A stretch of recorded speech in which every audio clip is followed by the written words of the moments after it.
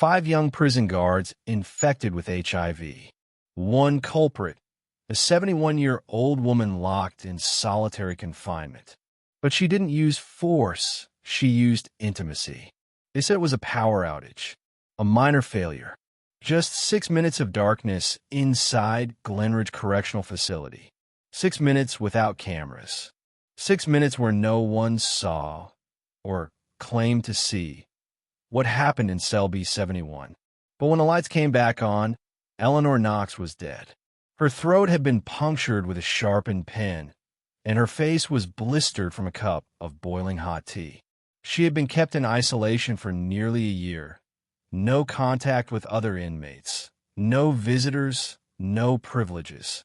At 71, she was the oldest prisoner in the entire state of Louisiana, and she died in silence.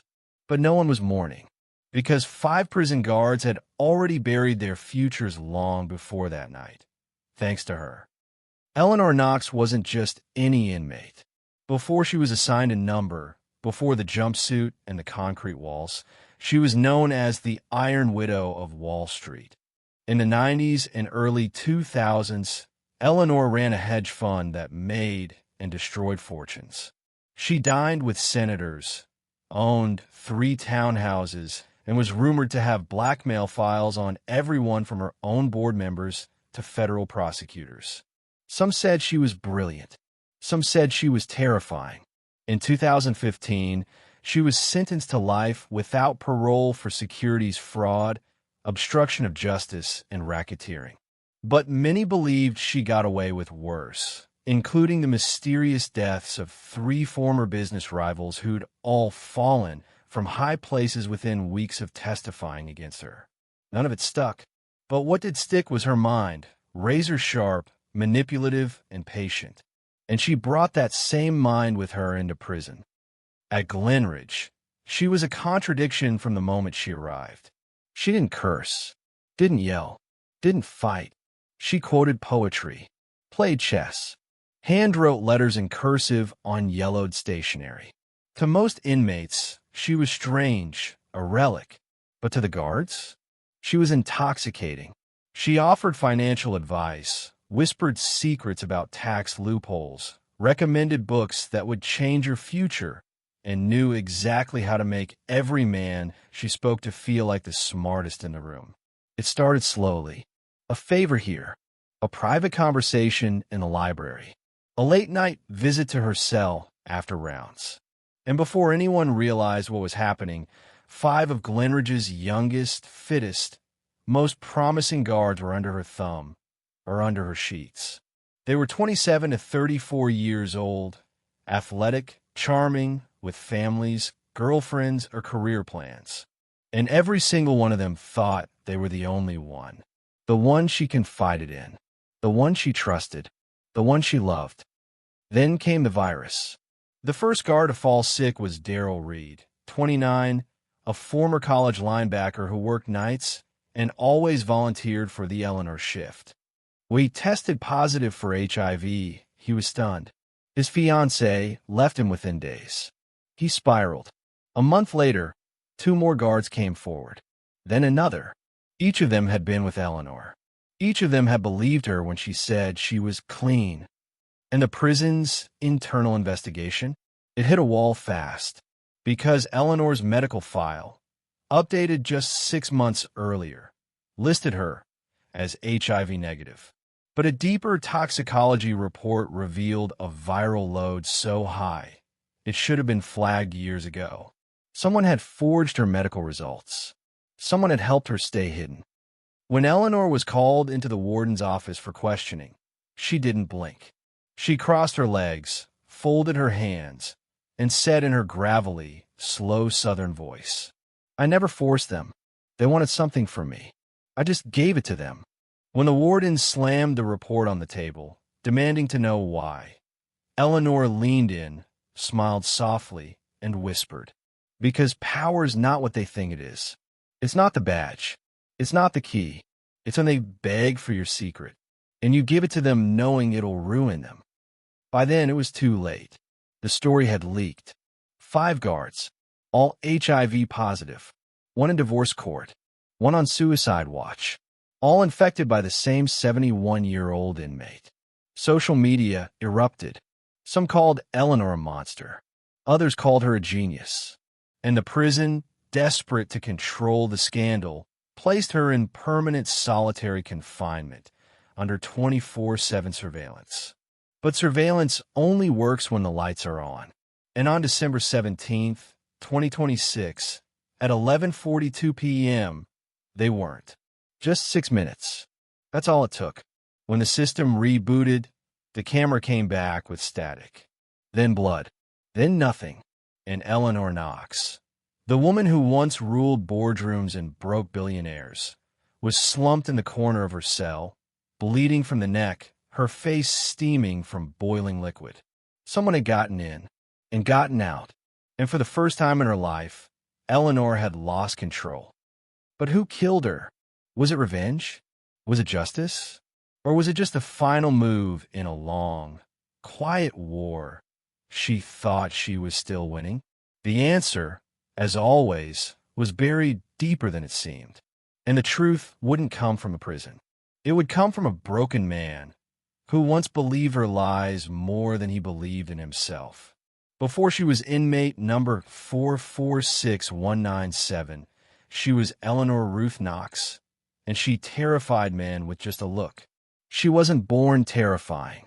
Eleanor Ruth Whitmore, long before she became Knox, was born in a one-story shotgun house on the edge of Charleston, South Carolina, in the hot summer of 1954. Her mother was a seamstress who never raised her voice, and her father was a butcher who never lowered his. The walls of their home were thin, the food plain, and the rules unspoken but ironclad. Be quiet. Be useful. Be invisible. By age 10, Eleanor could iron shirts without a single crease, recite psalms by memory, and lie through her teeth without blinking. She learned early that pain was quieter when you smiled, and men were easier to control when they thought you were harmless. The first time her father hit her, she was 12. The first time she hit back, in her own way, was 3 years later when she filed a fake job application under her mother's name and got her a check from the state. She hid it under the floorboards for months, letting her mother believe it was a miracle. At 17, Eleanor vanished. She left nothing behind except a forged note to her church saying she was moving to care for an aunt in Georgia. She wasn't. She'd taken a bus north with a fake ID, $32, and a typewriter ribbon in her purse. By 22, she'd changed her last name, dropped her accent, and secured a job as a secretary at a small investment firm on Wall Street. She worked quietly for 2 years. Then one day, she corrected a portfolio report her boss had prepared for a major client, catching a decimal error that would have cost the firm $2.6 million. She didn't ask for credit. She simply placed the corrected file on the partner's desk and walked away. 3 months later, she had her own office, and she never stopped climbing. But it wasn't just ambition that drove Eleanor. It was rage, not the loud, flailing kind. Hers was colder, sharper, refined over years of being dismissed, spoken over, touched without permission, and told she was too smart for a girl. The first man she ever loved, Daniel, was a married executive who promised to leave his wife for her. She believed him. For 6 months, they met in hotel rooms and rooftop bars.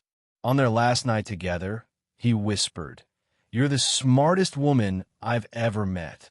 2 weeks later, he was promoted. She was fired. It wasn't until years later that Eleanor found out his wife sat on the board. She never spoke to Daniel again, but she did buy out the company that once fired her, anonymously through a shell firm in the Caymans. And the day she ordered its liquidation, she wore a black silk dress and drank a glass of 30-year Macallan. Alone, control, to Eleanor, wasn't about money or power. It was about rewriting the story, hers and everyone else's. By the time she was 30, she wasn't answering phones. She was giving the orders.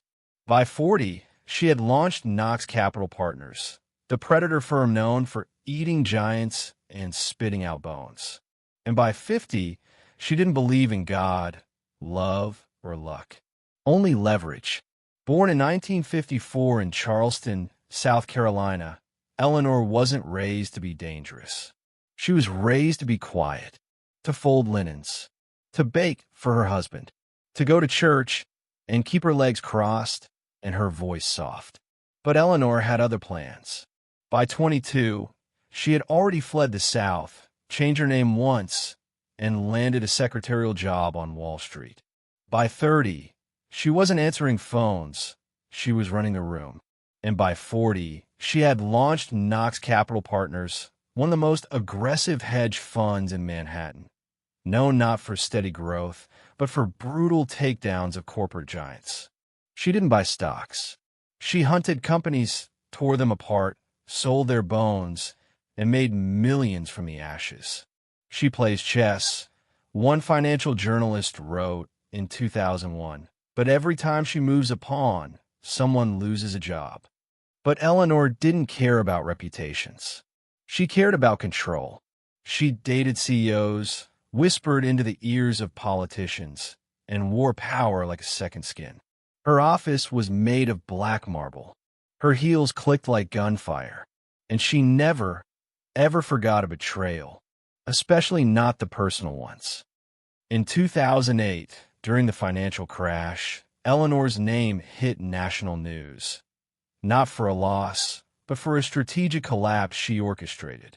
3 rival hedge funds failed within a week, and whispers started flying that Eleanor had fed them bad data, leaked false press releases, and quietly shorted their collapse from behind the scenes.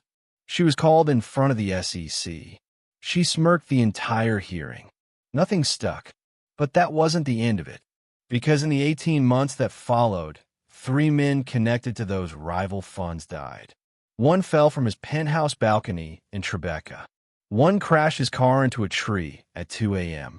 One overdosed in a hotel room in Miami, just hours before he was set to testify in a federal case. The police called them accidents or suicides, but Eleanor, she didn't call them anything. She simply flew to Italy for a month and came back richer. It wasn't until 2014 that everything finally caught up to her. A whistleblower, her own personal assistant, a 26-year-old Stanford grad named Julia Brennan, came forward with emails, hard drives, and recordings.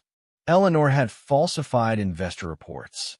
She'd laundered money through shell companies in Singapore. She'd bribed regulators. And yes, she'd threatened people in clever, subtle ways with lines like, "You wouldn't want your daughter to grow up without a father, would you? These markets can be unpredictable." The trial was a circus.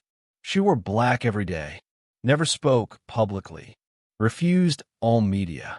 But in court, her voice was clear, calm, and slow, like someone reading bedtime stories while loading a gun. The prosecution wanted to tie her to the 3 mysterious deaths, but the defense team was too sharp. The evidence wasn't solid. So the jury settled for what they could prove. 19 counts of financial crimes. Sentence: life without parole. Prison: Glenridge Correctional Facility. But they didn't understand who they were locking up.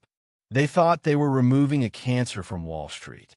What they did was drop a live grenade inside a broken prison system and forgot to check if the pin was still in. Eleanor didn't walk into Glenridge afraid. She walked in studying everyone, the guards, the cameras, the routine, the weaknesses.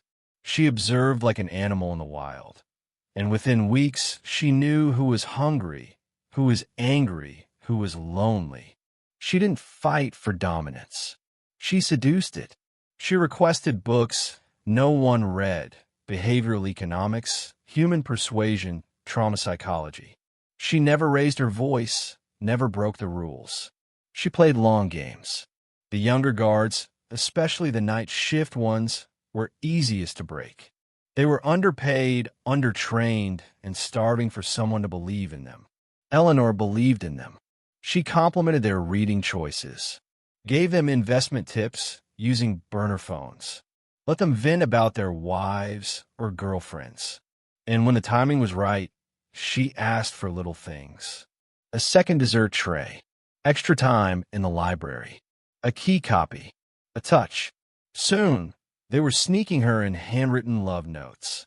Soon, they were bringing her tea in real china cups, not prison-issue plastic. And when she finally invited them to get close, they didn't hesitate. They felt chosen, special, loved. They didn't know she had HIV, and by the time they did, she had already moved on to the next one.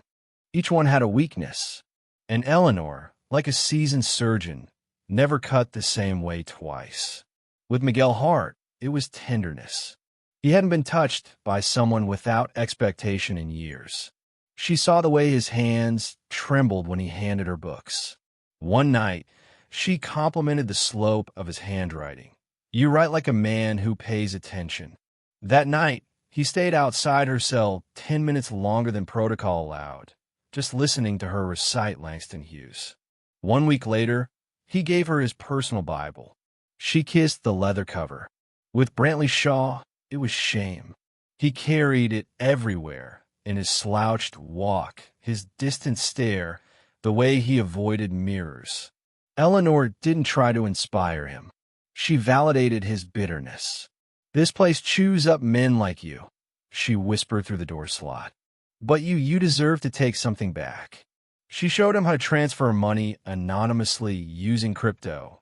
Not large sums, just enough to feel like he had secrets again. Power. When he smuggled her a ceramic mug wrapped in a napkin, it wasn't about tea. It was trust. And he needed to feel trusted more than he needed to feel clean. With Naomi Ellis, Eleanor played the long game. It began with silence, then eye contact, then shared reading lists. Naomi loved Toni Morrison. Eleanor suggested Zora Neale Hurston. They argued about the bluest, I like two professors in a broken world. Over time, Eleanor became less inmate, more mirror. Naomi saw herself, smart, tired, surrounded by men who never quite listened.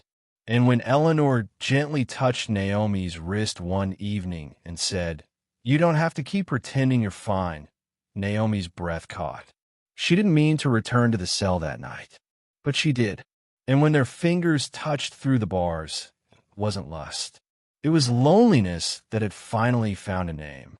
Aaron Michaels was already half broken. Mortgage debt, a gambling problem, a wife who barely spoke to him. Eleanor gave him two things no one else had: a plan and attention. She coached him through small investments using burner phones. When he made his first $15,000 profit, he stood outside her cell, shaking. "I've never felt smart before," he said. Eleanor leaned in and whispered, "That's because no one ever saw what you could be. But I do."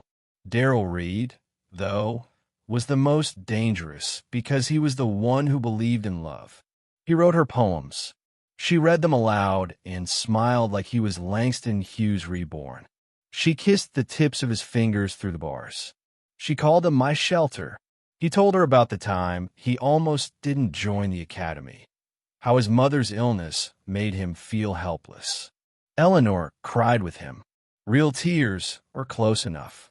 And when she bled from her lip one night, and he gently wiped it away, she held his wrist, looked into his eyes, and said, "Don't let go. Not until I tell you." He didn't. Not for 2 hours. And all the while, Eleanor kept notes.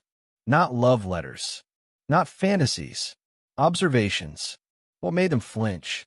What made them smile? What childhood memory they used to explain away their pain? She built profiles more precise than any therapist ever could. Because to Eleanor, people weren't puzzles. They were portfolios. And she always knew when to invest and when to cut her losses.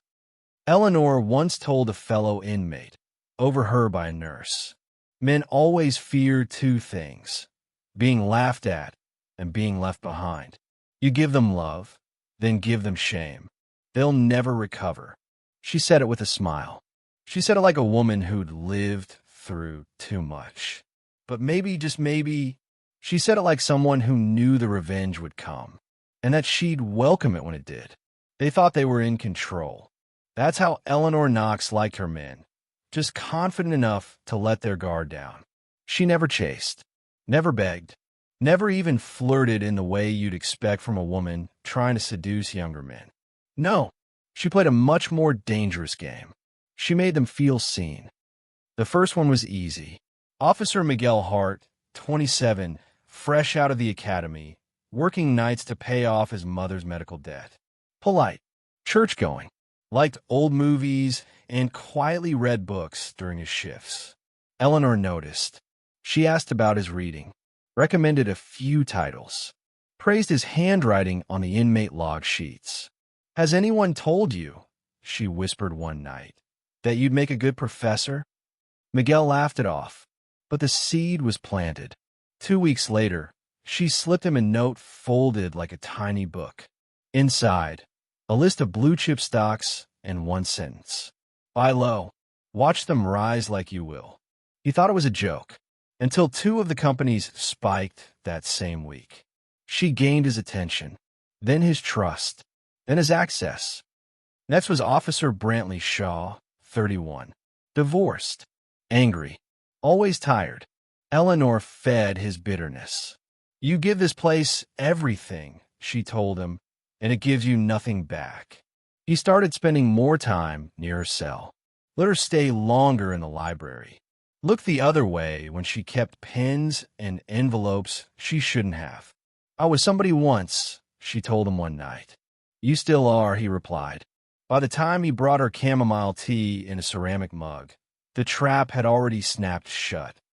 Officer Naomi Ellis, 34, was harder. She had boundaries. Firm, proud, one of the few female guards respected across the prison. Eleanor played a different strategy with her. Not seduction, sisterhood. They talked books, trauma, the weight of being a woman in a man's system. "You remind me of myself," Eleanor told her, voice low, eyes full of something halfway between warmth and warning. Naomi began to confide in her. Her miscarriage, her failing marriage, her dreams of leaving corrections and becoming a nurse. Eleanor listened, gently touched her hand one day in a library, held it a second too long. It only took one time.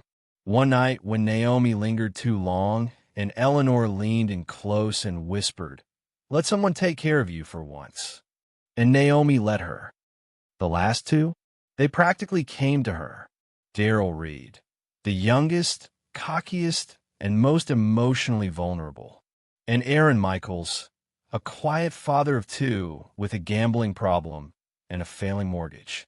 Both men were drowning, and Eleanor was a lighthouse made of velvet and lies. To Daryl, she gave compliments, handwritten poems, and physical affection masked as comfort. To Aaron, she gave financial advice, helped him flip $3,000 into $18,000 using a series of anonymous crypto accounts run by a former associate on the outside. Both gave her everything in return: their keys, their privacy, their bodies, their blood. What none of them knew was this: Eleanor was HIV positive the entire time. She had contracted the virus years earlier during a brief imprisonment in Romania, a secret she kept buried deep in sealed medical records. And when she returned to the U.S., she paid a doctor, a man she once saved from bankruptcy, to falsify every test that followed. To the state, she was healthy. To her lovers, she was clean. To herself, she was a weapon. The infection wasn't accidental. It was a design. Eleanor understood virology the way she understood the stock market. She studied patterns, weaknesses, time frames. She never needed violence. She needed intimacy and silence. She bled into their mouths from bitten lips. She scratched herself before letting them touch her. She used razors laced with her blood, disguised as inmate-issued shaving kits. Every act was soft, consensual, personal, and every one of them thought they were the only one. The symptoms came slowly: fatigue, sores, weight loss, panic. The prison doctor noticed. The testing began. The secret started to unravel. Daryl was the first to test positive, then Brantley, then Miguel. All three tried to keep it quiet until Naomi collapsed during a shift and was rushed to the hospital. Her results: positive. The room went cold. The truth swept through Glenridge like wildfire. And at the center of it, in a locked cell with a crossword puzzle in hand, sat Eleanor Knox, smiling like someone watching dominoes fall. For those infected, it wasn't just the diagnosis. It was the unraveling, the slow erosion of self, the flicker of every memory that suddenly felt dirty, the echo of her voice, soft, deliberate, lingering like a perfume no soap could wash away. Miguel Hart stopped praying. The church he'd grown up in since age 6 now felt like a hall of accusation. He tried attending one Sunday after his diagnosis, sat in the back pew, and felt every stare like a pin to the neck. When the pastor's sermon mentioned temptation and consequence, Miguel left halfway through, vomiting behind the steeple. He packed his Bible away in a box and never opened it again. One night, alone in his apartment, he lit a single candle and tried to write a letter to his mother, who still thought he was working nights. All he wrote was, "I'm sorry I let a stranger tell me who I was. And worse, that I believed her." He never sent it. Naomi Ellis stopped eating. Her sister, who had taken her in, kept preparing plates Naomi never touched. Naomi stared at food the way some people stare at locked doors, with a mixture of longing and terror. Everything tasted like Eleanor. Chamomile, ink, regret. What shattered her wasn't just the betrayal. It was the intimacy. Naomi had opened herself in ways she never had before, not even to her ex-husband. She had whispered secrets in the dark, admitted guilt, shame, desires. And all of it had been recorded, not in sound, but in Eleanor's gaze. Analyzed, weaponized, exploited. One night, Naomi found a folded note Eleanor had once given her. Inside, an old copy of "Their eyes were watching God. You're not the mask they gave you. You are the face beneath it. And I see it." Naomi burned the note, then cried harder than she had since her miscarriage. Brantley Shaw kept driving. Now unemployed, alone, and spiraling, he took long drives to nowhere. The only time he felt sane was behind the wheel, when the road didn't ask questions. But Eleanor was always in the passenger seat. He saw her in the way shadows stretched across the dashboard. He heard her in radio static. He once parked outside her old cell at Glenridge, just to stare at the building. He whispered through the fence, "You didn't ruin me. I was already broken. You just showed me where the cracks were." Then he laughed, because part of him still loved her, and that, more than the disease, more than the shame, was the part he hated most. Aaron Michaels withdrew completely. After surviving the suicide attempt, he refused all counseling, sat in silence for weeks. Doctors described him as responsive but absent. His ex-wife visited once. He wouldn't look at her. She left a photo of their kids on the table.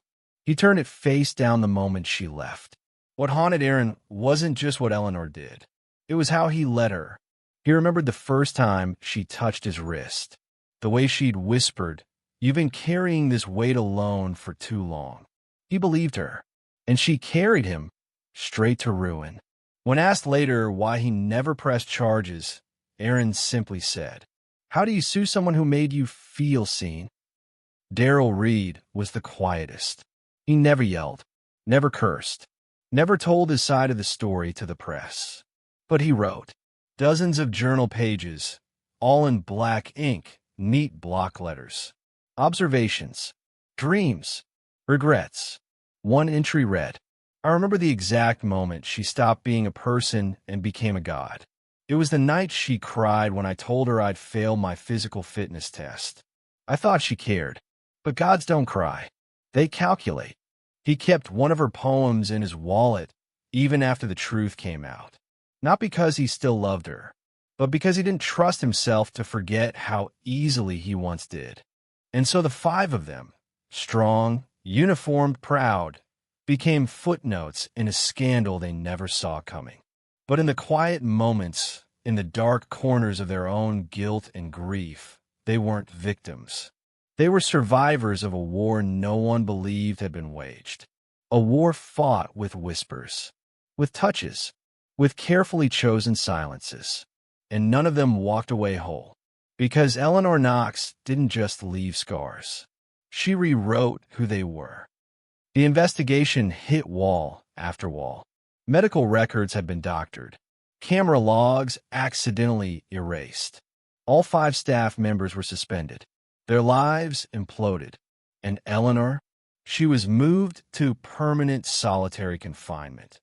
Not as punishment, but to protect her from the people she'd already destroyed. She went quietly.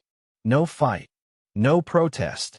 She just turned and said, to no one in particular, tell them it wasn't personal, but it was precise. The prison system scrambled for answers. How did it happen? Why wasn't she tested? How did she access so many people? But the better question, the one no one dared ask, was this. Why did she do it? Was it vengeance? Boredom? Some twisted legacy? The truth, like everything else about Eleanor, was complicated, cruel, and deliberate. Because for her, the infection wasn't the end game. It was just the first move. The virus was only the beginning. What followed was something deeper, something darker. Humiliation, loss, collapse. The 5 guards infected by Eleanor Knox had once been pillars of the facility. Disciplined, dependable, respected. Now, they were broken men and women, and none of them knew what to do with the shame. Daryl Reed stopped showing up to court-mandated therapy. The moment his test came back positive, his entire life unraveled. His fiancée packed up their apartment and left without a word. His church community stopped returning calls. The captain who once mentored him pulled him aside and whispered, "Son, don't come back here. You're a liability now." Daryl spiraled. He drank. He fought strangers in bars. He crashed his truck into a mailbox and didn't even bother to get it fixed. But what haunted him the most wasn't the virus. It was the memory of how special he thought he was to her. He remembered the way Eleanor touched his cheek like he was something delicate. The way she whispered, "You don't have to be strong with me." He had believed her. He had wanted to believe her. And now, every time he looked in the mirror, all he saw was a man who got used, and then ruined. Naomi Ellis disappeared from the public eye. She quit the job, moved in with her sister in Memphis, told friends she had burnout, but the truth followed her. When her diagnosis became public record, someone from the prison leaked the detail that her infection came from close, inappropriate contact with an inmate. It was all over the local news. She got turned out by a grandma con artist. One tweet read, "Was she a guard or a girlfriend?" said another. Naomi received death threats. Church members cut ties. She tried to deny it for a while, until she didn't. One night, her sister found her sitting alone in the bathtub, clutching a letter from Eleanor, one she never told anyone she'd received. The letter simply said, "I hope you finally stop being the strong one. You always look tired, Naomi. I only ever wanted to give you rest." Naomi burned the letter, but the words stayed. Brantley Shaw lost everything. Wife, kids, pension, dignity. His wife found the messages, dozens of folded notes Eleanor had written, some romantic, others graphic, all signed with a small drawing of a chess piece, the Black Queen. He tried to tell her it meant nothing, but she knew better. He'd told Eleanor things he hadn't told anyone, about the affair he had 10 years ago, about the second mortgage, about the night he almost shot himself and didn't. Eleanor had listened, and then she'd taken everything he gave her and turned it into rot. Miguel Hart tried to hold on. He kept quiet. He refused interviews. But when the prison administration suspended him indefinitely without pay, citing failure to report inappropriate boundaries, his pride cracked. He filed a civil lawsuit, not against Eleanor, but against the state. He claimed they failed to protect him from a manipulator with a known psychological history and forged medical records. The state responded with silence. The press responded with mockery. Guard who slept with 71-year-old inmate sues for emotional distress.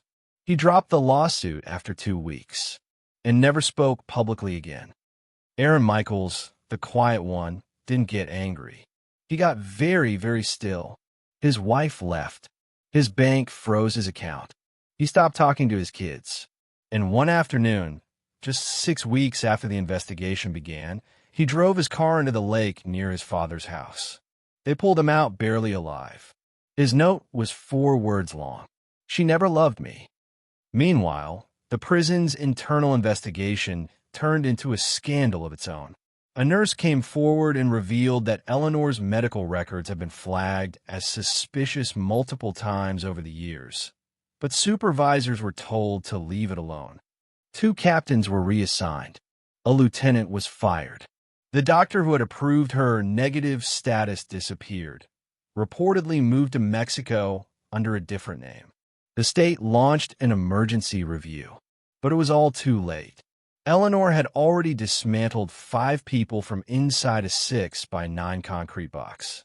No weapons, no riots, no threats, just intimacy, access, patience. And now the Department of Corrections was in damage control. They locked Eleanor down, stripped her of writing privileges, cut off her mail. But when one sergeant walked by her cell and said, "Looks like you finally lost," she just smiled and whispered, "That's what they always say, right before the last piece moves." And for Daryl Reed, that piece was rage. Quiet, slow-burning rage. He watched his friends disappear into hospitals, into courtrooms, into their own shame. He watched the world laugh at them. And every time he saw her name trending again, the headline made him shake. 71-year-old inmate outsmarts and infects 5 guards. No charges filed. He sat in his apartment one night, staring at the photo of Eleanor from her trial, silk blouse, stone-cold eyes, the faintest smirk on her face. And something broke. Not suddenly, not loudly, but completely. He wrote in a notebook that night, "She didn't take my life. She took the version of me I liked, the man I was proud of. I want it back. If I can't have it, neither can she." What came next would be cold, calculated, and more silent than anyone expected. Because sometimes the most dangerous revenge isn't the kind that screams. It's the kind that waits in the dark. December 17th, 2026. It was just past 11:40 p.m. Outside Glenridge Correctional Facility, a cold rain fell in sheets. Wind howled through the fences. Inside, the night crew was moving slow, distracted. Half the lights in C Block flickered from the storm. One security monitor glitched for the second time that night. And in cell B71, solitary unit, high security, Eleanor Knox sat awake, staring at the damp corner of her wall. She was humming. No one knew what song. Maybe something from her childhood. Maybe something she made up just to keep the ghosts away. Then, 11:42, the power cut out. Emergency lights kicked in, low, red, and unstable. Surveillance feeds blinked once, twice, then static. For 6 minutes, the cameras in C Block went completely dark. It was just enough time. The side gate to solitary had been unlocked 3 hours earlier, during a routine electrical check. No one logged it. No one noticed. He timed every step. He knew the pattern of the rotating guards, the camera blind spots, the door code. He didn't run. He walked, silent, breathing slowly, dressed in a black raincoat, hood up, eyes locked forward. Daryl Reed had been here before, hundreds of times. But never like this. He opened the steel door to B-71. No resistance. No alarm. Eleanor turned before he said a word. She didn't flinch, didn't scream. She just looked at him like she'd been expecting him. Like this moment had always been waiting at the end of a long, calculated game. "You came," she said, almost gently. He didn't answer. He stepped inside, closed the door, pulled off the hood. Rain dripped from his collar. His hands trembled, not from fear but restraint. She stood up, slowly. Even frail, even older, Eleanor had presence. She stood like a queen inside a crumbling kingdom. "What are you going to do, Daryl?" she asked softly. "Take back your pride? You think killing me gives you your life back?" He stared at her. "You think I came here to feel better?" Silence. Then she smiled. That same smile she gave him 2 years ago in the library. The one that made him forget himself. "You were always the most tender," she said. "The most loyal, and the most easy to break." That was it. That was the final crack. Daryl stepped forward fast. He pulled the sharpened metal pen from his sleeve, a relic she once gave him as a gift, engraved with the quote, "Power is perception." Now it was a weapon. He drove it in her throat with one clean, deliberate thrust. No struggle, just a gasp, sharp, short, wet, and the blood hot and dark, spilling down her white prison blouse. Eleanor stumbled, hand to her neck, eyes wide. But she didn't fall. Not yet. She reached for the wall. Her mouth opened. A sound came out. Not a scream, not a cry. Something like laughter or maybe surprise. Then Daryl grabbed the ceramic mug on her desk. The one she'd used to steep contraband tea. The one he once brought her like a lover. He took the last cup she ever made and poured it over her face. Boiling. Steam rose from her skin as she collapsed, finally, knees buckling beneath her. The last sound in the room was the hiss of flesh meeting heat. Then silence. At 11:48 p.m., the power came back on. Cameras resumed. C block returned to normal. Guards did a round, and when they looked into cell B-71, they found Eleanor Knox face down in blood and tea, her eyes open, mouth slightly parted, like she'd died mid-sentence. Daryl was already gone. He walked out the same way he came in, unnoticed, unstopped, straight into the parking lot, where his truck was waiting, still running. He drove for 10 minutes before pulling over and vomiting on the side of the road. Then he called 911 himself. He didn't cry. He didn't shake, not like the movies. He just sat in his truck, hands still sticky with steam and blood, and stared at the windshield like it might forgive him. For a moment, he thought about driving straight into the lake, the same one Aaron had tried to die in. Then he thought of Eleanor's voice, that southern drawl, syrup slow and calculated, whispering. Men like you never finish what they start. That was what broke him. Not the virus, not the betrayal, not even the lies. It was the truth in her cruelty, that somewhere deep down, part of him still wanted her to be right, because if she was right, then none of this pain was random. It was designed, and if it was designed, then it had a designer, and maybe killing her was the only way to take that design apart. He gripped the steering wheel so tightly his knuckles cracked. His heartbeat was a drum line in his ears. But beneath the anger, beneath the shame, there was something colder. Resolve. The same kind Eleanor used on him.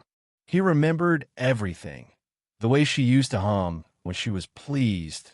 The way she smelled like lavender and peppermint oil. The way she had once run her fingers through his hair and said, "They'll never know you like I do." And the worst part was she was right. No one knew him anymore. Not his friends. Not his church. Not even he did. Only Eleanor had seen what was broken in him. Only Eleanor had reached into that brokenness and whispered, "Let me love you in the dark." And now he had loved her back. In silence. In fire. In blood. Back to the cell a few minutes ago. Eleanor didn't scream, didn't fight.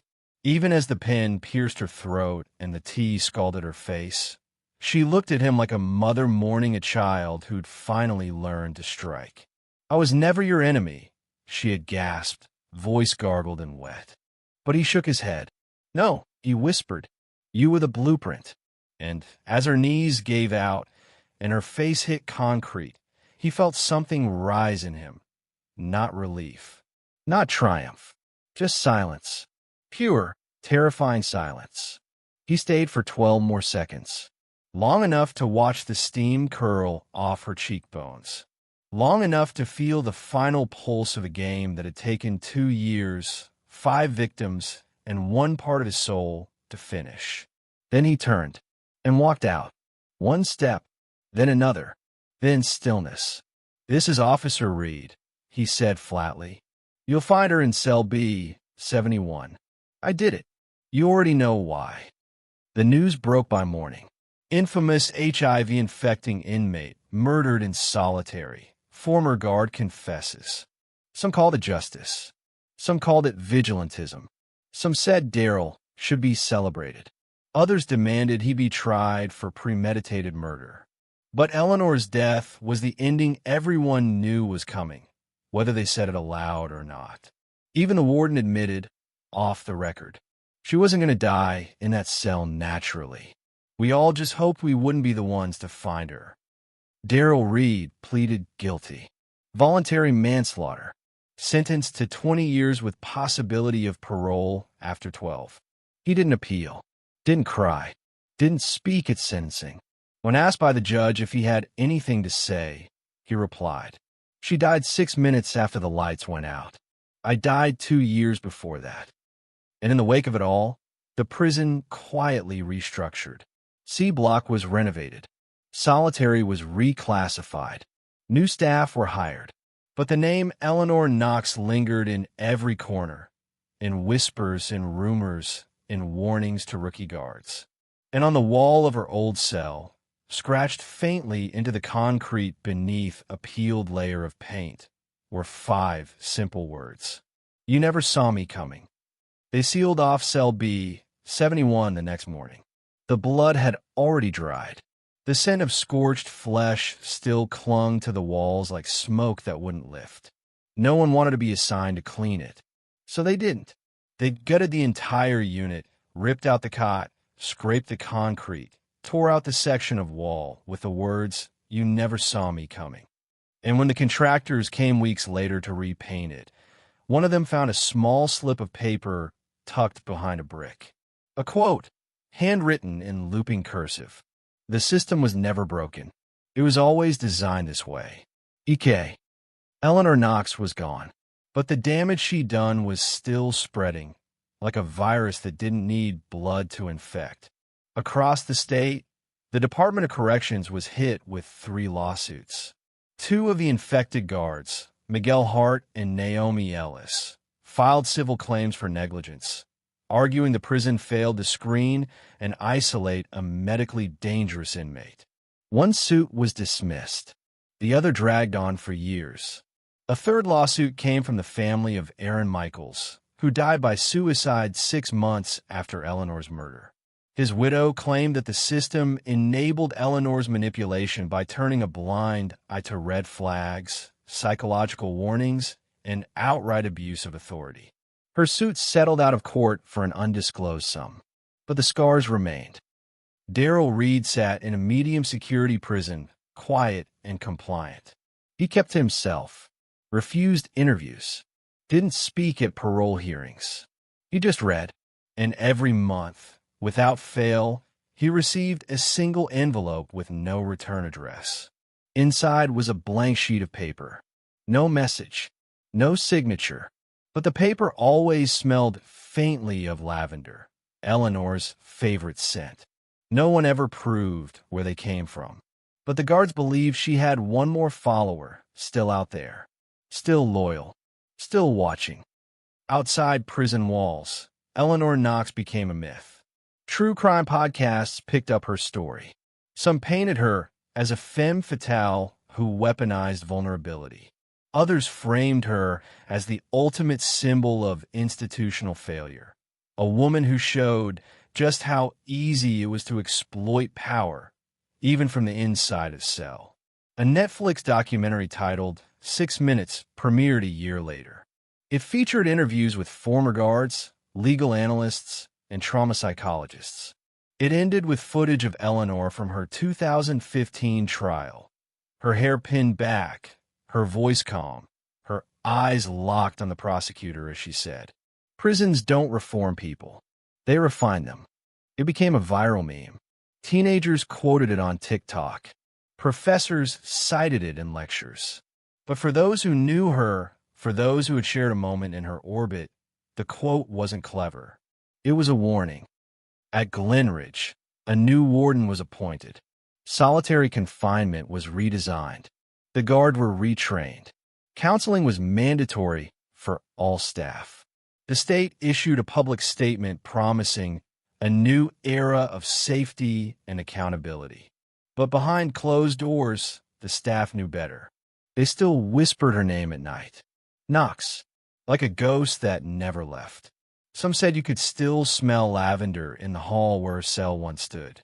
Others said they saw her, not her exactly, but her presence, in the way a new inmate tilted her head when she smiled, or in the way a guard started staying just a little too long at one particular cell door. The stories didn't stop. 3 months after her death, a rookie guard named Turner asked to switch shifts after claiming he saw a woman in white pacing inside the empty cell B71, even though the unit had been sealed, gutted, and painted over. Inmate number 882144, a quiet woman doing a 30-year bid for arson, swore she found a torn page from a 1998 investment book under her pillow one morning, with a handwritten note in delicate cursive. Even fires need a spark.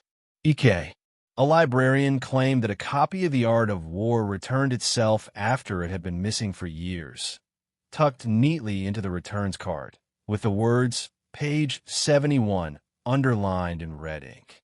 No cameras caught it. No guards logged it. But it was her book. They all knew it. Even the mailroom reported strange occurrences. Envelopes sealed with wax, bearing no return address, occasionally arrived addressed to no one, each containing a quote in Latin, a single pressed lavender petal, and the initials EK. Some said it was a prank. Others weren't so sure. A few whispered that Eleanor had left a system in place, not one of violence, but influence, that she'd cultivated protégés, not lovers, not followers, but thinkers, people who believed what she believed. That true power is the ability to make people question what's real, even after you're gone. One former warden, long retired, kept a file labeled Post-Knox Anomalies. Inside were photos, notes, clipped emails from guards describing sudden emotional attachments to certain inmates, staff requesting poetry books or stock market histories, unusual increases in mental health breakdowns from female officers. One note simply read, "She taught them how to make others feel seen. And in prisons, that's more dangerous than any shank." Outside prison walls, a Reddit thread titled "The Lavender Doctrine" gained traction, exploring the idea that Eleanor's psychological manipulation techniques had been adapted by women in other institutions, youth detention centers, rehab clinics, psychiatric wards. Whether true or not, it didn't matter, because the myth had already taken root. And myths, unlike people, don't die. They evolve, they embed, they haunt, and in whispered hallways, in shadowed break rooms, and in the eyes of every new guard being trained on emotional boundaries, her name still surfaces, not as a warning, but as a legend. Because Eleanor hadn't just broken people. She'd exposed something no one wanted to name. Not all wounds leave bruises. Not all crimes end in courtrooms. And not all killers use knives. Some use kindness, whispers, loneliness.